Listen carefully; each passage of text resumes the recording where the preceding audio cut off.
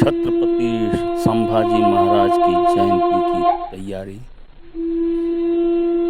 ओम भूर्भुवः स्वः तत्सवितुर्वरेण्यं भर्गो देवस्य धीमहि धियो यो नः प्रचोदयात्। ओम शांति शांति।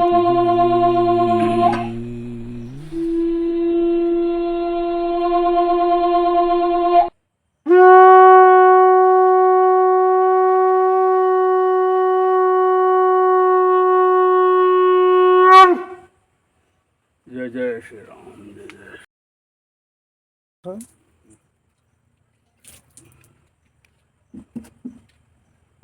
अस्त्र के भी अस्त्र भी रखा जाए ना। अस्त्र, धारदार अस्त्र। फिर संभाजी का तो यही आभूषण है ना। देखिए ये देखो तलवार, ये इनका आभूषण जनार्दन जो है। चलिए आज का जो है छत्रपति संभाजी महाराज की जयंती पे बहुत सारी ढेर सारी शुभकामनाएं। ये 1657 14 मई ऐसे महापुरुषों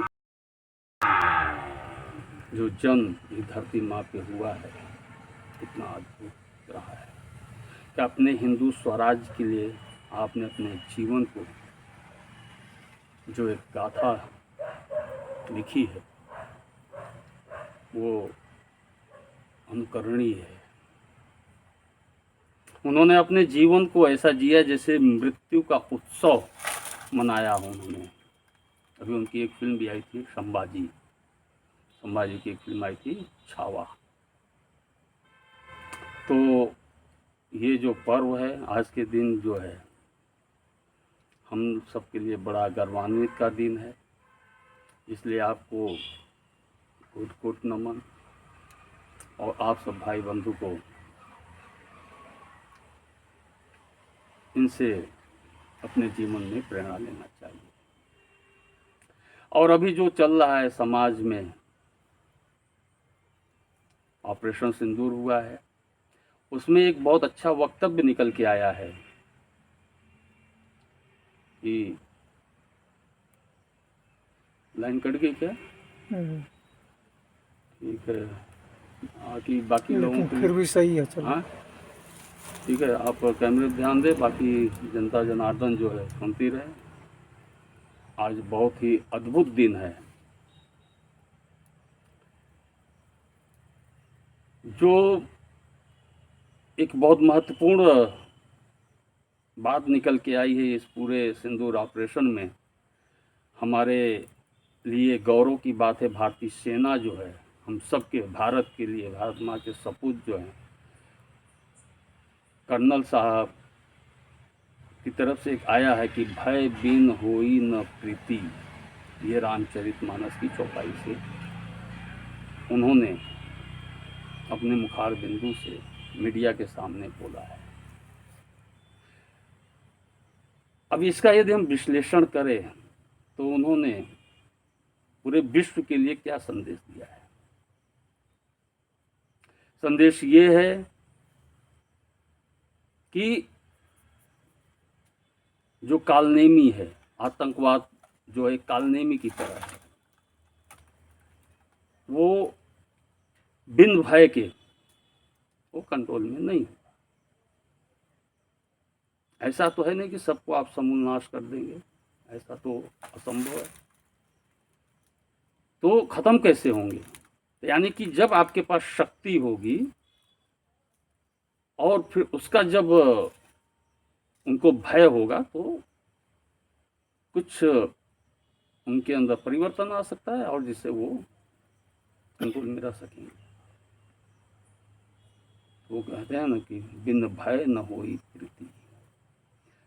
तो वो जो कहना चाह रहे हैं, समाज के लिए एक संदेश देना चाह रहे हैं कि बॉर्डर पे तो मैं सेना जो है चाहे चीन होगा, चाहे पाकिस्तान होगा, चाहे बांग्लादेश होगा, उसको तो हम संभाल लेंगे। लेकिन आपका जो समाज है, जो अंदर है करोड़ों के तादाद में, छत्रपति शिवाजी के जो गद्दार लोग थे वो कौन थे?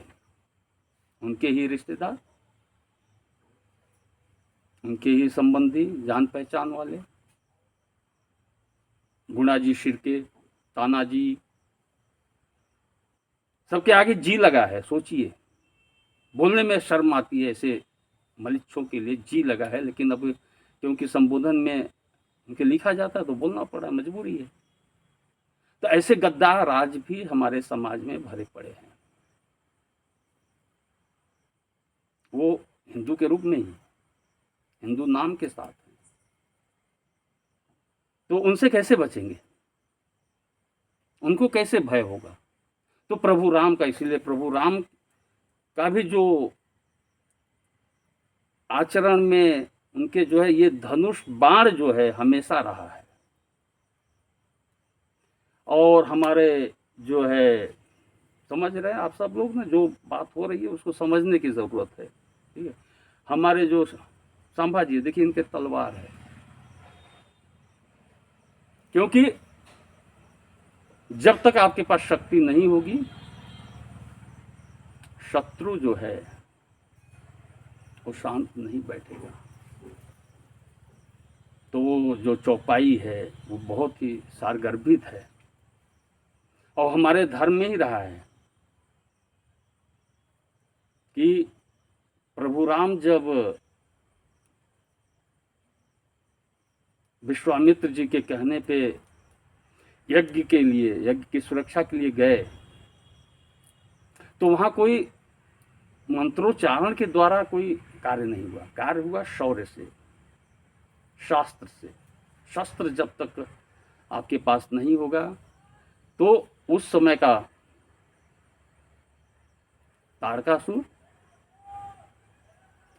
अलग अलग समय में कालनेमी, अलग अलग समय में रक्त बीज, अलग अलग समय में कंस, अलग अलग समय में महिषासुर, ऐसे लोगों का प्रादुर्भाव होता है। अब तो कलयुग है, पूरा कलयुग ही काल नेमी के रूप में प्रकट हुआ है। तो एक सभ्य समाज कैसे सुरक्षित रहेगा? तो इसके लिए जरूरी है कि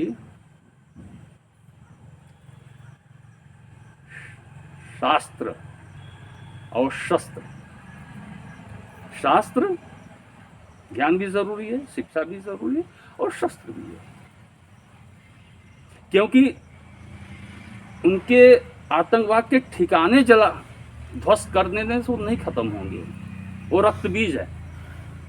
क्या है वो? रक्त बीज है। ठिकाने खत्म, वो विचारधारा तो नहीं खत्म हुई है ना। विचारधारा कैसे खत्म होगी?